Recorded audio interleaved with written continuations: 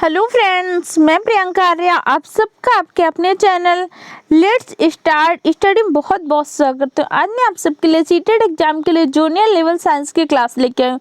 जैसे कि आप सबको पता है कि आपका सिलेबस में सीटेट एग्जाम के लिए साइंस का ही आपको सिलेबस दिया गया है, जिसमें आपको ये सारे टॉपिक दिए गए हैं। आपको इन्हीं सारे टॉपिक को पढ़ना है, लेकिन इन सारे टॉपिक को आपको एनसीईआरटी बेस्ड पढ़ना है, क्योंकि आप सबको पता है कि आपके सीटेट एग्जाम में जो क्वेश्चन पूछे जाते हैं एनसीईआरटी बेस्ड क्वेश्चन पूछे जाते हैं। जिसमें आपका फर्स्ट टॉपिक है भोजन द्रव्य की अवस्था, आपका सेकंड टॉपिक है। थर्ड टॉपिक दिया गया दैनिक उपयोगी पदार्थ। फोर्थ टॉपिक है सजीव जगत। फिफ्थ टॉपिक आपका मानव कार्य की, सूक्ष्म जीव, गतिमान वस्तुएं व उनके अनुप्रयोग। इन सारे टॉपिक के आपको वीडियो दिए जा चुके हैं। अगर अभी तक आपने इन सारे टॉपिक के वीडियो नहीं देखे तो हमारे चैनल के प्लेलिस्ट से जाकर इन सारे टॉपिक के वीडियो देख लीजिए और हमारे चैनल को सब्सक्राइब कर लीजिए। जिससे क्या होगा कि हमारे चैनल पे आने वाले सारे वीडियो के आपको रेगुलर वे पे नोटिफिकेशन मिलता रहेगा, जिससे आप अपने सीटेट एग्जाम की प्रिपरेशन बहुत अच्छे तरीके से कर सकते हैं। आज हम आपका जो एड टॉपिक है चीज़ें कैसे काम करते हैं, इसके थर्ड पार्ट के बारे में पढ़ेंगे। जैसे आपको पता है कि इसके दो पार्ट आपको पहले दिए जा चुके हैं। मैं आपको सारे टॉपिक को क्या कर रही हूँ, बहुत ही बेसिक से हाई लेवल तक पढ़ा रही हूँ, क्योंकि आप सबको पता है कि आपको सीटेट एग्जाम में जो भी क्वेश्चन पूछे जाते हैं आपके एनसीईआरटी बेस्ड होते हैं और आपके जो सिलेबस में दिया गया आपको उन्हीं टॉपिक को सिर्फ पढ़ना होता है। इसलिए जो भी टॉपिक पढ़ना है बहुत ही बेसिक से हाई लेवल तक के पढ़िए, क्योंकि अगर मान लीजिए कि पेपर का लेवल थोड़ा सा मॉडरेट भी पूछा जाता है तो भी आप इजीली वे पे क्वेश्चन सॉल्व कर सकें। इसीलिए अपने वीडियो सीरीज में मैं क्या करती हूँ, आपके एनसीईआरटी के जो फैक्ट हैं, एनसीईआरटी के इंपॉर्टेंट इमेज है, जिस तरह से प्रीवियस ईयर में क्वेश्चन पूछे जा चुके या इस तरह से क्वेश्चन पूछे जाने की संभावना है, उन सबको इमेज लगा के समझाती हूँ और सारे चैप्टर आपको एनसीईआरटी बेस से पढ़ाती हूँ। इसके अलावा उस टॉपिक से जो इम्पोर्टेंट फैक्ट्स होते हैं या कुछ एक्स्ट्रा फैक्ट होते हैं जो आपके एग्जाम के लिए इम्पोर्टेंट, तो वो सारी चीज़ें भी आपको बताते हैं। इस तरह से अगर आपने इस सीरीज को रेगुलरली फॉलो किया तो अपने एग्जाम में बहुत अच्छा स्कोर करेंगे। तो चलिए आज हम पढ़ते हैं आपको जो चीज़ें कैसे काम करती हैं इसके थर्ड पार्ट के बारे में। जैसे इससे पहले मैंने आपको कार के बारे में बताया, ऊर्जा क्या होती है, फिर मैंने आपको प्रकाश ऊर्जा, यांत्रिक ऊर्जा, इन सब के बारे में समझाया था। और इसके बाद जब मैं आपको प्रकाश ऊर्जा समझा रही थी मानव नेत्र आया था, तो मैंने आपको कहा था कि मानव नेत्र इसके आगे वाले पार्ट में बताएंगे। फिर नेत्र से संबंधित दोष क्या होते हैं उन सब के बारे में, फिर ध्वनि ऊर्जा क्या होती है, ध्वनि तरंगे क्या होती है, अपश्रव्य तरंग क्या होती है, श्रव्य तरंग क्या होती है, परश्रव्य तरंग क्या होती है, इन सब के बारे में बताया था। इसलिए इस वीडियो को पूरा एंड तक देखिए ताकि इस टॉपिक से आने वाले सारे क्वेश्चन को आप इजी वे पे सॉल्व कर सकें। तो चलिए पढ़ते हैं मानव नेत्र की संरचना। तो मानव नेत्र की संरचना के संबंध में आपके एनसीईआरटी की बुक में एक इमेज दी हुई है कि हमारे मानव नेत्र में रेटिना का कार्य क्या होता है, पुतली का काम क्या होता है, पेशियों का कार्य क्या होता है, परितारिका क्या होता है, लेंस क्या होता है। तो चलिए हम पढ़ लेते हैं कि आपकी बुक में क्या लिखा हुआ। कह रहा है हमारे नेत्रों की संरचना क्या है। कह रहा हम वस्तुओं को केवल तभी देख पाते हैं जब उनसे आने वाला प्रकाश हमारे नेत्रों में प्रवेश करता है। जैसे हम किसी भी चीज को देख पाते हैं तो कैसे देख पाते हैं, जब उनसे आने वाला प्रकाश क्या करता है, हमारे नेत्रों में प्रवेश करता है। और नेत्र हमारे क्या सबसे महत्वपूर्ण ज्ञानेंद्रियों में से एक है। जैसे आप सबको पता है कि हमारे बॉडी में क्या होता है, सेंस ऑर्गन है, उसमें आई आपका क्या एक प्रकार का सेंस ऑर्गन है। और हमारे नेत्र की आकृति कैसे होती है, तो नेत्र की आकृति लगभग गोलाकार है और नेत्र का बाहरी जो भाग होता है कठोर होता है। अब आपके नेत्र का बाहर भाग कठोर क्यों होता है, क्योंकि कठोर भाग क्या करता है, नेत्र के आंतरिक भागों को दुर्घटना से बचाव कर सकता है। जैसे क्या आपको पता है कि जैसे हमारे आँख में कुछ चोट लगती है, कुछ भी होता है, तो हमारी आँख की पलक क्या होती है, तुरंत बंद हो जाती है। और उसमें आगे का पारदर्शी जो अग्रभाग होता है, जो हमारे आँख का पारदर्शी अग्रभाग होता है आगे का भाग, उससे आप क्या बोलते हो, कॉर्निया बोलते हो। तो कई बार पूछ सकते हैं जो आँख का अग्र वाला भाग पारदर्शी भाग होता है उससे आप क्या बोलते हैं, कार्निया कहते हैं। और कार्निया के पीछे गहरी रंग की पेशियों की संरचना होती है। जो आपकी कॉर्निया होती है उसके जस्ट पीछे क्या होती है, गहरी पेशियों की संरचना होती है। जैसे आप देख सकते हैं 50 पेशियां हैं, ये पेशियों की एक संरचना होती है जिससे आप क्या बोलते हो, परितारिका या आइरस। जो आपके पेशियों के संरचना के पीछे आपका क्या स्थित होता है, आइरस। और आइरस में एक छोटा सा द्वार होता है जिसे आप क्या बोलते हो, पुतली। जैसे आप सब जानते हैं पुतली के बारे में, तो पुतली कहाँ पे स्थित होती है, तो आपके आइरस के समीप स्थित होती है। और पुतली के साइज को किसके द्वारा नियंत्रित किया जाता है? तो परितारिका से। जो पुतली का साइज होता है उसको नियंत्रित कौन करता है? परितारिका नियंत्रित करता है। और परितारिका नेत्र को क्या करता है? परितारिका ही नेत्र को क्या करता है? एक विशिष्ट रंग प्रदान करता है। जैसे आप देखते हैं हमारे उनका रंग होता है, आंखों का रंग कैसे, तो किसके द्वारा होता है? परितारिका के द्वारा। इसके अलावा परितारिका का क्या काम होता है? जैसे किसी व्यक्ति के नेत्र हरे होते हैं, जैसे आपने किसी को देखा होगा, सामान्यतः बहुत कम होता है लोगों का कि मतलब वैसे होते हैं, या किसी का अलग अलग, तो किसके कारण होता है? परितारिका के कारण। अब इसके अलावा हम कहते हैं परितारिका का और क्या काम होता है? परितारिका हमारे नेत्र में प्रवेश करने वाले प्रकाश की मात्रा को नियंत्रित करती है। जैसे कि आप सबको पता है कि कई बार हम ट्रैफिक में होते हैं तो अगर डायरेक्ट हमारे आंखों में लाइट लगती है तो उस प्रकाश को नियंत्रित कौन करता है? परितारिका करती है। तो पूछ सकते हैं कि हमारे आंखों को जो रंग होते हैं, जैसे हरा रंग, कुछ लोगों को वैसे कंची भूरी टाइप की आंखें होती है, तो ये सब क्या परितारिका के रंग के आधार पर है। और परितारिका हमारे आंखों में पड़ने वाले प्रकाश की मात्रा को भी नियंत्रित करती है। अब आपकी जो पुतली होती है, पुतली के पीछे एक लेंस होता है, और ये लेंस कैसा होता है? केंद्र पर मोटा। जैसे इसके पहले वाली वीडियो में मैंने आपको लेंस के बारे में पढ़ाया था कि अवतल लेंस कैसे होते हैं, उत्तल लेंस कैसे होते हैं। तो आप बताइए जो लेंस कैसा होगा, हमारे नेत्र में कौन सा लेंस उपस्थित होता है? ये मैंने आपको इसके पहले की वीडियो में समझाया था। और कह रहे हैं कि आपने जैसे पढ़ा भी था कि लेंस प्रकाश के आंख के पीछे एक परत होती है जिसपे क्या करता है? अपने प्रकाश को फोकस करता है। तो उस परत को आप क्या बोलते हैं? रेटिना। रेटिना, या कई बार इसको दृष्टि पटल के नाम से भी जाना जाता है। तो आपकी परत कौन सी परत हो गई? रेटिना हो गई। और रेटिना में क्या होता है? अनेक तंत्रिका कोशिकाएं बनी होती है। अब तंत्रिका कोशिका क्या होती है? जब मैंने आपको मानव कार्यक्रम में तंत्रिका तंत्र बताया था तो मैंने बताया था मेरुरज्जु से मस्तिष्क तक सूचनाओं के आदान प्रदान का कार्य कौन करते हैं? तंत्रिका कोशिकाएं करती हैं। और हमारे तंत्रिका कोशिका नेत्र में दो प्रकार की पाई जाती हैं। कौन कौन से? आपके शंकु कोशिकाएं व शलाका कोशिकाएं। शलाका, या कई बार इसको सलाइकाई कोशिकाएं भी कहते हैं। अब शंकु कोशिका का काम क्या होता है? जो तीव्र प्रकाश होता है, तीव्र प्रकाश के लिए हमारी शंकु कोशिका शीघ्रग्राही होती है। और जो आपका मंद प्रकाश होता है उसके लिए हमारी शलाका कोशिका सुग्राही होती है। तो कई बार आपसे इस तरह से पूछ सकते हैं कि तीव्र प्रकाश के लिए कौन सी कोशिका सुग्राही होती है, या मंद प्रकाश के लिए कौन सी कोशिका सुग्राही होती है। इसके अलावा शंकु कोशिकाएं जो होती है हमारे रंगों की सूचनाएं भी भेजती है। जैसे किसी चीज में हम देखते हैं वो रंग है, जैसे कलर है, तो किसके द्वारा? किस कोशिका के द्वारा? तो आपकी जो होती है शंकु कोशिका। शंकु कोशिका के द्वारा क्या होता है? रंगों की सूचनाएं भी पहुंचती हैं। अब चलिए हम पढ़ लेते हैं दृष्टि दोष के बारे में। कई बार क्या होता है व्यक्ति के नेत्रों में क्या हो जाता है? कुछ दोष उत्पन्न हो जाते हैं, तो उनसे रिलेटेड क्वेश्चन आपके एग्जाम में पूछे जा सकते हैं। जैसे सबसे पहला क्या आपका निकट दृष्टि दोष। निकट दृष्टि दोष में किस लेंस का इसके निवारण के लिए किस लेंस का प्रयोग करते हैं? आपको पता होना चाहिए, अवतल लेंस का। दूर दृष्टि दोष क्या होता है? दूर दृष्टि दोष में क्या होता है? व्यक्ति को दूर की वस्तुएं तो स्पष्ट दिखती हैं लेकिन पास की वस्तुएं क्या होती है? स्पष्ट नहीं दिखाई पड़ती। निकट दृष्टि दोष में क्या होता है? निकट की वस्तुएं तो स्पष्ट दिखाई पड़ती है लेकिन क्या होता है? दूर की वस्तुएं स्पष्ट नहीं दिखाई पड़ती। तो सबसे पहले आपको पता होना चाहिए कि एक व्यक्ति की स्पष्ट न्यूनतम दूरी क्या होती है। तो स्पष्ट बिंदु की न्यूनतम दूरी होती है 25 सेंटीमीटर। ये आपकी क्या न्यूनतम दूरी है, इस पॉइंट को याद रखना है। जैसे आपको सबको पता है कि कई बार क्या होता है जब व्यक्ति बूढ़ा होते जाता है धीरे धीरे उसमें क्या होता है दोष उत्पन्न हो जाते हैं तो उसके लेंस को चेंज कर देते हैं, या कई बार क्या होता है द्विफोक्सी लेंस का क्या करते हैं उसको चश्मा का प्रयोग करते हैं। इसके अलावा आपका क्या होता है जरा दृष्टि दोष होता है, अविद्युतकता होता है, वर्णांधता होता है। वर्णांधता कलर ब्लाइंडनेस ये क्या है? एक प्रकार का आनुवंशिक रोग है। तो कई बार आपसे पूछ सकते हैं इनमें से कौन सा दोष है जो दृष्टि दोष है, एक आनुवंशिक रोग है। तो आपका कौन सा ऑप्शन सही होगा? कलर ब्लाइंडनेस के बारे में। अब चलिए एक एक रोग के बारे में पढ़ लेते हैं कि किस रोग के निवारण के लिए हम किसका प्रयोग करेंगे, किस तरह से इसका निवारण कर सकते हैं। जैसे निकट दृष्टि दोष, निकट दृष्टि दोष के निवारण के लिए किसका प्रयोग करते हैं? तो अवतल लेंस का प्रयोग करते हैं। अगर आपसे कभी पूछते हैं कि किसी व्यक्ति को निकट दृष्टि दोष हो गया है तो उसके निवारण के लिए आप क्या करेंगे? तो उसके निवारण के लिए अवतल लेंस का प्रयोग करेंगे। दूर दृष्टि दोष के निवारण के लिए उत्तल लेंस का प्रयोग करते हैं। अब जरा दृष्टि दोष क्या होता है? जैसे आपको पता है व्यक्ति बूढ़ा होता है धीरे धीरे, तो उसके क्या होते हैं मांसपेशियां दुर्बल होने लगती है शरीर की, और धीरे धीरे क्या होता है उसके नेत्र की मांसपेशियां भी दुर्बल हो जाती हैं। अब जब व्यक्ति के नेत्र की मांसपेशियां दुर्बल हो जाएंगी तो क्या होता है नेत्र की संवेदन क्षमता घट जाती है।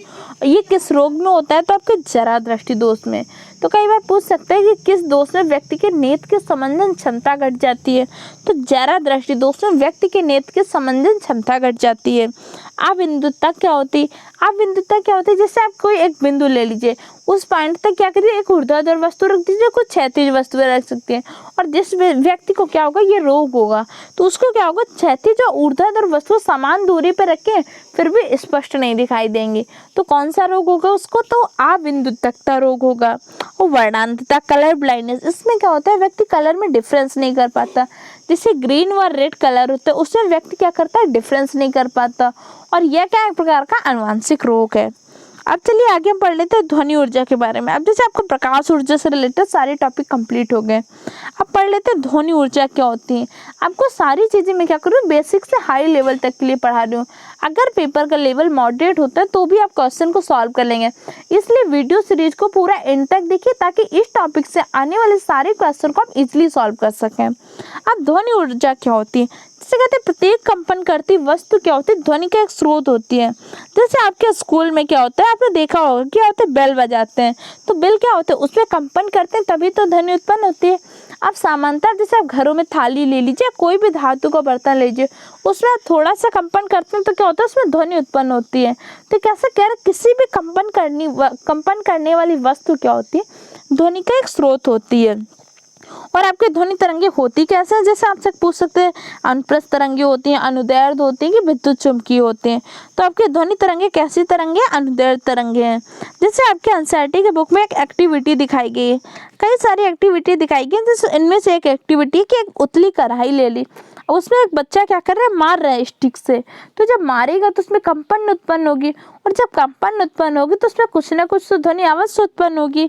ये आपके क्या एनसीईआरटी के बुक में इमेज दी हुई है। और ध्वनि की चाल सर्वाधिक किस में होती है, तो ठोस में। पदार्थ की जो अवस्थाएं होती है उसमें क्या होता है ठोस अवस्था में ध्वनि की चाल सर्वाधिक होती है।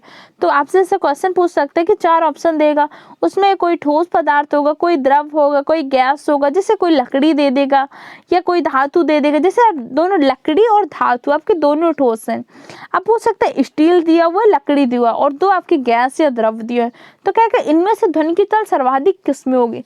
अगर दोनों धातु क्या है आपकी ठोस है तो उस स्थिति में क्या होगा धातुओं में ध्वनि की चाल सर्वाधिक होगी।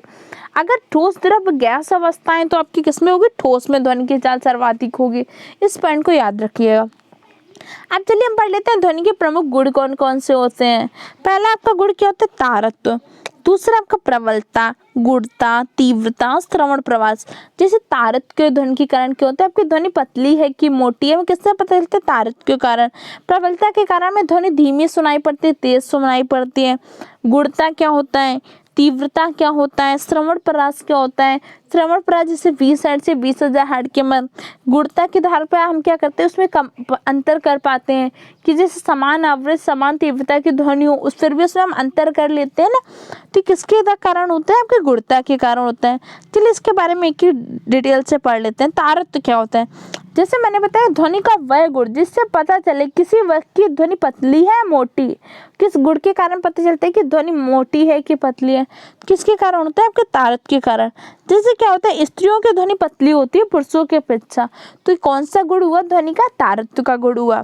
अब प्रबलता क्या होता है, प्रबलता के गुण के कारण ध्वनि कान को धीमी या तेज सुनाई पड़ती है।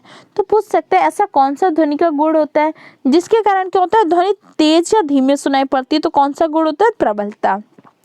और प्रबलता का मापन किस में करते हैं, तो प्रबलता का मापन करते हैं डेसिबल में। इस पॉइंट को याद रखिएगा। जैसे आपके एनसीईआरटी के बुक में कुछ इमेज दी हुई है, पहले आपको ये पॉइंट को याद रखना जो ध्वनि की प्रबलता होती है। ध्वनि की प्रबलता ध्वनि उत्पन्न करने वाले कंपन के आयाम के वर्ग, जो कंपन होता है उसके आयाम का जो वर्ग होता है उसका समानुपाती होती है क्या आपकी ध्वनि की प्रबलता। जैसे आपके एनसीईआरटी की बुक में कुछ प्रबलताएं दी हुई हैं, तो इन सबको आपको याद कर लेना। कई बार हो सकता है इनसे रिलेटेड क्वेश्चन आपके एग्जाम में पूछे जा सके। पहले कह रहा सामान्य जो व्यक्ति श्वसन लेता है तो उसकी प्रबलता कितनी होती है, लगभग 10 डेसिबल होती है। मंद फुसफुसाहट, जब कोई व्यक्ति फुसफुसाहट के साथ बात करता है तो प्रबलता कितनी होगी 30 डेसिबल। और सामान्य रूप से जब बातचीत करते हैं तो प्रबलता कितनी होगी आपकी 60 डेसिबल। और व्यस्त यातायात जैसे आप ट्रैफिक वगैरह में तो कितनी होती है 70 डेसिबल। और औसत फैक्ट्री में कितना होता है जहाँ पे ध्वनि प्रदूषण उत्पन्न हो रहा है 80 डेसिबल। और इस पॉइंट को याद रखना है कि 80 डेसिबल से अधिक प्रबल शोर मानव के लिए कष्टदायक होता है। तो आपसे पूछ सकते हैं कि मानव के लिए कितने डेसिबल से अधिक का शोर कष्टदायक होते हैं, तो कितना होता है 80 डेसिबल। और यहाँ से आपको एक पॉइंट और याद रखना है ग्रीन मफलर से संबंधित। ग्रीन मफलर का संबंध किससे, इस पॉइंट को याद रखना। ग्रीन मफलर का संबंध आपका ध्वनि प्रदूषण से है। जैसे आप सबने देखा होगा कि जो हाईवे वगैरह होते हैं, हाईवे वगैरह के बगल में क्या करते थे, जैसे इस तरह से हाईवे बने हुए हैं, ठीक है, तो यहाँ पे क्या करते हैं बहुत सारे पेड़ वगैरह लगा देते हैं। अब ये पेड़ वगैरह जो लगाती हैं क्या ग्रीन मफलर हैं, क्योंकि क्या करते हैं पेड़ क्या करते हैं बहुत सारी ध्वनि का अवशोषण कर लेते हैं, जिससे क्या होता है प्रदूषण कम हो जाता है। लेकिन इस पॉइंट को याद रखना है, अगर कभी क्वेश्चन में ध्वनि प्रदूषण व वायु प्रदूषण दोनों ऑप्शन दे कि ग्रीन मफलर का संबंध है ध्वनि प्रदूषण ऑप्शन 1, ऑप्शन 2 वायु प्रदूषण, थर्ड ऑप्शन ध्वनि प्रदूषण व वायु प्रदूषण दोनों, और फोर्थ ऑप्शन इनमें से कोई नहीं, तो आपका राइट आंसर क्या हो जाएगा, तब आपका थर्ड आंसर होगा। क्योंकि जो पेड़ पौधे हैं वो आपके वायु प्रदूषण को भी तो कम करेंगे। वैसे ग्रीन मफलर का संबंध आपके होता है ध्वनि प्रदूषण से, लेकिन अगर ऑप्शन में वायु प्रदूषण भी है तो आपको दोनों ऑप्शन में लगाना है। इस पॉइंट को जरूर याद रखना। अब आपका गुणता क्या होता है, गुणता के गुण के आधार पर दो समान आवृत्ति व समान तीव्रता की ध्वनियों में अंतर किया जाता है। क्या जैसे कई बार क्या होता है दो समान आवृत्ति व समान तीव्रता की ध्वनियों, उनमें हम अंतर किसके आधार पे करते हैं, गुणता के आधार पे। जैसे आप मान लीजिए समान आवृत्ति समान तीव्रता पे आप हारमोनियम बजाइए, दूसरा कोई वाद्य यंत्र बजाइए, कुछ और चीजें, फिर भी आप अंतर बता देते हैं ना कि ये इसकी साउंड है, ये इसकी ध्वनि है, ये किस गुण के कारण होता है, तो ये आपके गुणता के गुण के कारण। जैसे आपके एनसीईआरटी की बुक में इमेज दी गई है, तो आप दोनों साउंड में डिफरेंस कर सकते हैं ना, तो किसके कारण कर सकते हैं, गुणता के कारण। अगला क्या होता है तीव्रता, ध्वनि का ही एक गुण है तीव्रता। तीव्रता क्या होता है किसी एकांक क्षेत्रफल से प्रति सेकंड प्रवाहित ध्वनि ऊर्जा की मात्रा, जो प्रति सेकंड प्रवाहित होने वाली ध्वनि ऊर्जा की मात्रा होती है उससे आप क्या बोलते हो, ध्वनि की तीव्रता कहते हैं। अब चलिए पढ़ लेते हैं श्रवण परास कितना होता है। मानव में ध्वनि आवृत्ति का श्रवण परास कितना होता है, तो मानव में जो ध्वनि आवृत्ति का श्रवण परास होता है 20 से 20,000 हर्ट्ज के मध्य होता है। तो कई बार पूछ सकते हैं कि आपकी आवृत्ति का मापन किस में करते हैं, तो किस में करते हैं, हर्ट्ज में करते हैं। इस पॉइंट को याद रखना है। और इसी आधार पे क्या होता है ध्वनि आपकी तरंगों को 3 पार्ट में डिवाइड किया जाता है। कौन कौन सी, अवश्रव तरंग, श्रव्य तरंग व पराश्रव्य तरंग। अब अवश्रव तरंग क्या होते हैं, जैसे कर कुछ जंतु क्या करते हैं 20,000 हर्ट्ज से भी अधिक आवृत्ति की ध्वनियों को सुन सकते हैं। जैसे क्षमता किसमें पाई जाती है, कुत्तों में क्षमता। और पुलिसकर्मी उच्च आवृत्ति की ध्वनि उत्पन्न करने वाली सीटियों का प्रयोग करते हैं, और जिनसे क्या करते हैं कुत्ते सुन सकते हैं। और जैसे अल्ट्रासोनिक होती है, तो हमारी मेडिकल में जो उपकरण होते हैं उसमें क्या होता है अल्ट्रासोनिक रेज का प्रयोग करते हैं। और तरंगों के प्रकार चलिए पढ़ लेते हैं कौन कौन से। पहला आपका अपश्रव तरंग, दूसरा श्रव्य तरंग, तीसरा क्या पराश्रव्य। अपश्रव तरंग क्या होती है, जो 20 हर्ट्ज से कम की तरंगे होती हैं उन्हें क्या बोलते हैं, अपश्रव कहते हैं। और श्रव्य कितनी होती है, 20 से 20,000 हर्ट्ज के मध्य के जो तरंगे होते हैं उसे आप क्या बोलते हो, श्रव्य तरंगे। और पराश्रव क्या होती है, जो 20,000 हर्ट्ज से अधिक की तरंगे होती हैं वो आपकी कैसी तरंगे होती है, पराश्रव तरंगे। जैसे पराश्रव तरंग का प्रयोग कहाँ पे करते हैं, सोनार में करते हैं। तो कई बार पूछ सकते हैं सोनार में किस प्रकार की तरंग का प्रयोग करते हैं, तो किसका करते हैं, पराश्रव तरंग का। अब चलिए आपके एनसीईआरटी के बुक में आपने क्या सीखा करके एक टेबल दी जाती है, मैं आपको इससे रिलेटेड सारे पॉइंट डिस्कस कर लेती हूँ, क्योंकि कई बार क्या होता है इन्हीं टेबल से क्वेश्चन पूछे जा चुके हैं, इसलिए मैं कुछ भी चीज़ें आपकी छोड़ती नहीं हूँ। इसीलिए वीडियो को मैं कई पार्ट में आपको देती हूँ ताकि कोई भी चीज़ छूटे नहीं। अगर पेपर का लेवल मॉडरेट भी बन जाए, लेकिन अगर आपने पूरी सीरीज को फॉलो किया है, रिविजन किया है बार बार और नोट्स बनाए, तो आप अपने एग्जाम में बहुत अच्छा स्कोर करेंगे, क्योंकि सारी चीज़ें मैं आपको एनसीईआरटी बेस्ड ही पढ़ाती हूँ। पहला कह रहा है ध्वनि कंपन करते हुए वस्तु द्वारा उत्पन्न होती है। जैसे मैंने आपको बताया कोई भी वस्तु अगर कंपन करती है तो क्या करेगी, ध्वनि उत्पन्न करेगी। और मानव वाक तंतुओं के द्वारा क्या होता है, कंपन द्वारा ध्वनि उत्पन्न करता है। जैसे हमारे ध्वनि कैसे उत्पन्न होती है, वाक जो तंतु होती है इसी के द्वारा तो ध्वनि उत्पन्न होती है। और ध्वनि किसी भी माध्यम में संचरित होती है, लेकिन निर्वात में संचरित नहीं हो सकती। जैसे मैंने आपको प्रकाश में पढ़ाया था, तो प्रकाश में निर्वात गमन करता है ना। जैसे मैंने आपको निर्वात में प्रकाश की चाल बताई थी 3 × 10⁸ मीटर पर सेकेंड।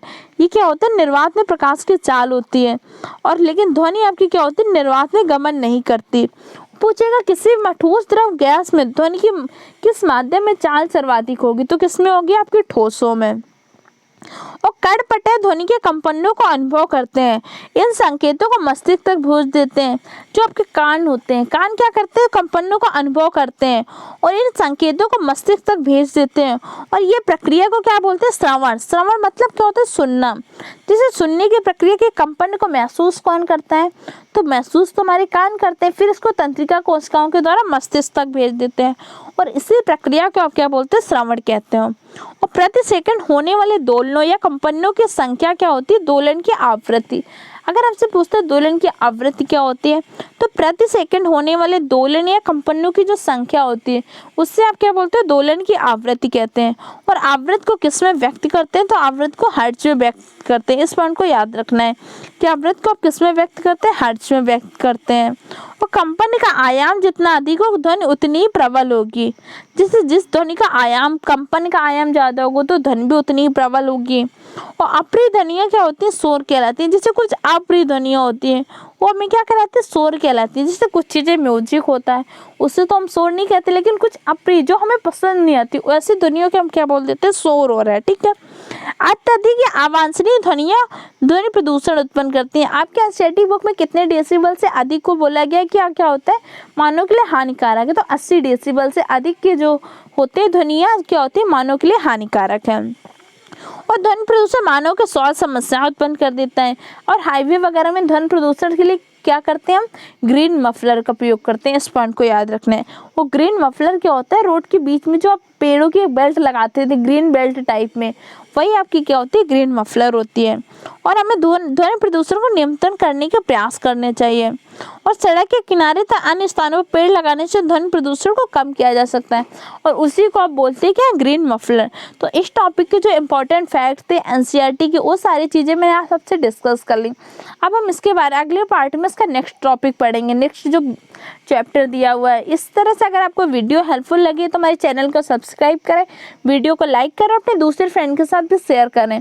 इसके अलावा हमारे चैनल पर सीटेट एग्जाम के लिए सीडीपी की क्लासेस चल रही हैं, हिंदी पेडागोजी की क्लासेस कंप्लीट हो चुकी हैं, मैथ पेडागोजी की क्लासेस कंप्लीट हो चुकी हैं, ईवीएस की थ्योरी क्लासेस कंप्लीट हो चुकी हैं, ईवीएस जूनियर लेवल के लिए ईवीएस की पेडागोजी की क्लासेस कंप्लीट हो चुके हैं, जूनियर लेवल के एसएसटी की क्लासेस चल रही हैं, साइंस की क्लासेस तो आपको पता ही है चल रही हैं, मैथ पेडागोजी की क्लासेस कंप्लीट हो चुके हैं।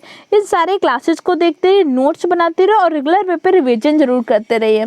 और अगर आपको पीडीएफ फॉर्म में नोट्स चाहिए तो हमारा टेलीग्राम चैनल है लेट्स स्टार्ट स्टडी को सर्च करके ज्वाइन कर लीजिए। वहाँ पे आपको सारे पीडीएफ फॉर्म में नोट्स तथा इंपॉर्टेंट कुछ इमेज होती हैं, कुछ फैक्ट्स होते हैं, वो प्रोवाइड किए जाते हैं, तो आप उसको ज्वाइन कर लीजिए। और अगर हमारा वीडियो आपको हेल्पफुल लग रहा है तो दूसरे फ्रेंड के साथ भी शेयर करें। और वीडियो कैसा लगा इसका फीडबैक हमें कमेंट बॉक्स के द्वारा दें। अगर कोई चीज़ आपको नहीं समझ में आएगी तो हमसे कमेंट बॉक्स के द्वारा पूछ सकते हैं। Okay friend, thank you for the watching my video.